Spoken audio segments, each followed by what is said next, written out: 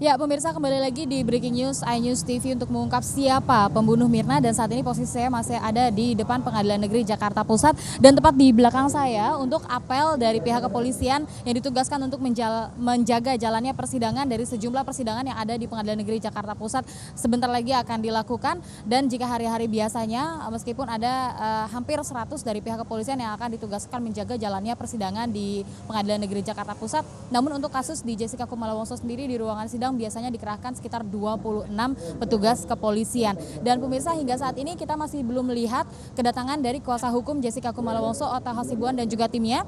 Namun dari keluarga Wayan Mirna Salihin juga kita masih belum melihat kedatangannya dan seperti yang disampaikan oleh Loviana Dian tadi bahwa di awal-awal persidangan di mana orang tua dari Jessica Kumala Wongso tidak pernah terlihat, namun di persidangan kemarin ibu dari Jessica Kumala Wongso hadir di persidangan, sempat hadir di awal-awal persidangan, kemudian keluar ruangan dan pada sore harinya sempat datang lagi ke persidangan dan juga sempat menemani putrinya. Dan kita akan lihat lagi apakah di hari ini juga orang tua dari Jessica Kumala Wongso akan hadir juga di persidangan. Dan untuk pihak jaksa penuntut umum sendiri kita juga belum melihat kehadirannya.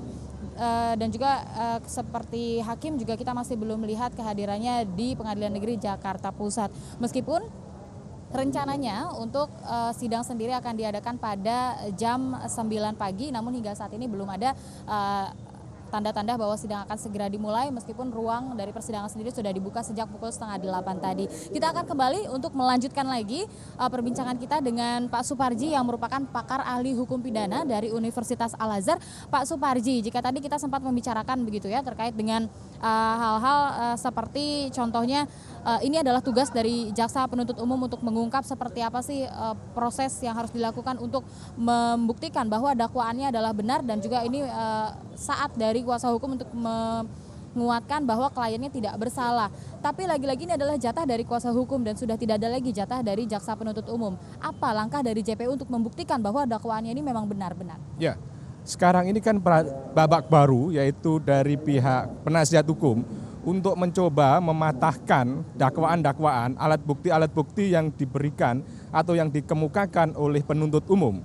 Dan kemudian bagaimana posisi dari penuntut umum karena gilirannya sudah habis, maka menurut saya yang bisa dilakukan oleh penuntut umum adalah mencoba konsisten bertahan pada dakwaan yang ada dan kemudian mengklarifikasi, mengkonfirmasi terhadap alat-alat bukti yang diajukan oleh penasihat hukum. Jadi saya kira meskipun itu gilirannya dari penasihat hukum, tetap saja dari pihak penuntut umum memiliki kewenangan, memiliki hak untuk tetap mempertahankan dakwaannya, mempertahankan alat bukti yang diajukan, sebagaimana ketika dari pihak penasihat hukum juga melakukan itu atas ahli-ahli atau alat bukti yang dikemukakan oleh dari penuntut umum. Jadi bukan berarti habis begitu saja, saya kira masih ada kesempatan dari penuntut umum untuk menguatkan, untuk membuktikan dakwaannya tersebut dan untuk membentuk sebuah keyakinan pada hakim, meskipun kemudian memang sekarang babak barunya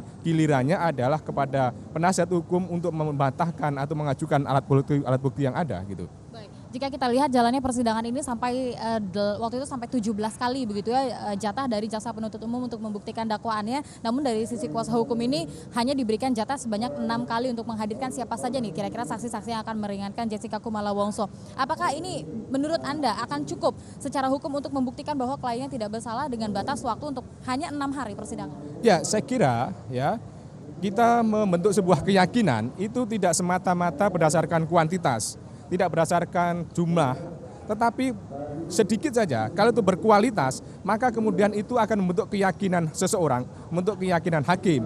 Jadi sampai 17 kali jatahnya dari penuntut umum mengajukan alat-alat bukti yang kemudian juga masih belum yakin, maka itu sebetulnya menjadi pertanyaan apakah memang yang bersangkutan dakwaannya benar atau tidak. Tapi sebaliknya 4 kali, 6 kali kalau sudah cukup bagus alat bukti yang diajukan, maka itu sudah cukup membuyarkan dakwaan dari pengacara atau dari jaksa penuntut umum tadi itu. Jadi maksud saya kita tidak hanya bicara soal kuantitas, tapi kita bicara soal kualitas. Idealnya jaksa waktu itu mencoba mengkonstruksi dakwaan, alat bukti yang dikemukakan itu seefektif dan seefisien mungkin sesuai dengan asas hukum acara, murah, cepat, sederhana, sehingga tidak terlalu lama, tidak terlalu bertele-tele. Kalau memang dia punya alat bukti yang kuat, ajukan segera, dan kemudian itu yakinkan hakim bahwa alat buktinya itu benar.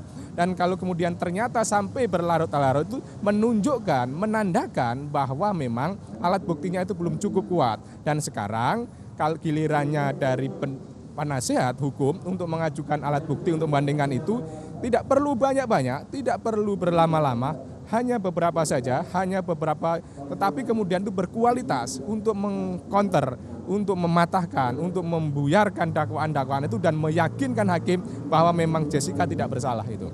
Baik, ini cukup menarik jika kita berbicara mengenai kualitas dan kuantitas begitu ya. Dari sekian banyak begitu persidangan yang sudah dilakukan dan dilalui sebelum akhirnya jatah dari kuasa hukum. Menurut Anda, persidangan yang dihadirkan oleh JPU dengan menghadirkan sejumlah saksi fakta, saksi ahli atau pakar di bidangnya dan juga membuka sejumlah petunjuk dan juga surat-surat yang ada. Menurut Anda, sidang-sidang yang dilakukan sebelumnya yang diadakan oleh JPU, apakah itu berkualitas atau hanya sekedar kuantitas?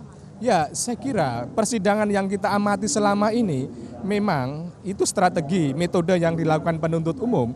Mungkin saja dia punya strategi, misalnya CCTV tidak diputar sekali, ahli dihadirkan berbanyak sekali, kemudian saksi fakta juga dihadirkan banyak sekali, dan kemudian juga pada akhirnya itu belum cukup membentuk sebuah keyakinan hakim. Maka menurut saya apa yang dilakukan oleh jaksa kemarin itu cukup perlu diperbaiki di kemudian hari. Karena apa? Karena itu tidak sesuai dengan proses hukum acara kita. Karena akhirnya harus berlama-lama, mahal, membutuhkan waktu dan sebagainya. Jadi memang kurang berkualitas alat bukti yang diajukan. Mungkin saja itu dia punya perhitungan-perhitungan yang lain.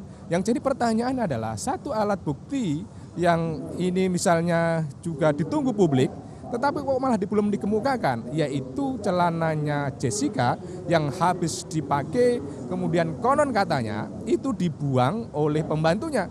Tetapi pembantunya, celananya itu tidak jadikan alat bukti di pengadilan ini. Sehingga kemudian itu menyebabkan kualitas pembuktiannya dipertanyakan. Karena orang meyakini kalau Jessica ini membawa sianida dimasukkan dalam celana, maka sianidanya itu dapat berpotensi membuat rusak celananya itu. Dan kalau celananya terbukti, oh ini ada bekas sianidanya, maka kemudian itu cukup meyakinkan hakim memang Jessica itu membawa sianida. Dan kemudian itu dilihat lagi alat bukti berikutnya, mana misalnya sedotannya itu. Nah, sedotannya itu dibuang kemana? Kenapa kemudian dibuang? Sebetulnya kalau ada sianida masuk lewat mana? Jadi pertanyaannya apakah berkualitas atau tidak dalam proses pembuktian dan persidangan ini, menurut saya kurang berkualitas karena memang memerlukan waktu yang terlalu lama, memerlukan ahli begitu banyak, memerlukan saksi fakta yang begitu banyak, tetapi kemudian semuanya masih bisa dipatahkan dengan logika-logika yang cukup sederhana. Misalnya logika, apakah memang Jessica membawa kopi sianida atau tidak? Dipertanyakan, apa buktinya dia bawa kopi sianida? Nggak ada. Apakah kemudian dia dibawa di kantong celana? Mana buktinya celananya dengan sianida? Tidak ada. Itu kemudian yang pertama. Kemudian yang kedua, apakah Jessica memasukkan sianida dalam kopinya yang diminum Mirna? Nggak ada alat buktinya.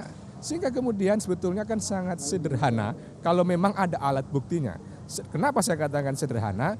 Bahwa tempat meninggalnya jelas, waktunya meninggalnya jelas, terus kemudian siapa yang meninggal jelas, semuanya kan jelas. Lokus dan tempus delictinya jelas, dan siapa orang yang ada di sekitar itu jelas. Tetapi semuanya kok menjadi tidak jelas karena memang alat bukti tidak ditemukan secara akurat. Ya, kalau sebetulnya jaksa itu pembunuhan berencana, dia cukup membuktikan bahwa sejak kapan Jessica merencanakan, misalnya Jessica kapan membeli sianidanya, kemudian Jessica membawa berapa miligram, kapan dia memasukkan di kopi Mirnanya tadi. Sebetulnya kan cukup itu saja. Dengan adanya konstruksi seperti itu, maka hakim yakin bahwa memang Jessica membunuh Mirna dengan kopi sianida. Tetapi faktanya tidak ada. Baik, konstruksi-konstruksi yang seharusnya Pak Suparji katakan ini harusnya ada. Sebenarnya ada tidak sih ketika dilihat di persidangan? Nah, sampai saat ini kita belum mendapatkan konstruksi itu. Bahwa yang digunakan adalah pasal pembunuhan berencana.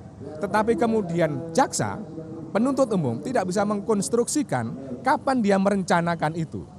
Bahkan kemudian itu mencoba dibuyarkan dengan pendapat ahli bahwa tidak perlu ada motif, tidak perlu ada niat, yang kemudian itu juga dibantah oleh pihak Otto untuk mengatakan tidak mungkin pembunuhan berencana tanpa niat, tanpa motif. Jadi ini saya kira sampai saat ini persidangan yang telah memberikan kekuasaan yang begitu luas, begitu lebar, begitu leluasa bagi penuntut umum, tetapi belum memanfaatkan waktu itu secara efektif, secara maksimal dan untuk membentuk sebuah keyakinan hakim. Jadi menurut saya masih belum cukup alat bukti yang dikemukakan untuk menunjukkan bahwa Jessica adalah pelaku pembunuhan berencana terhadap Mirna.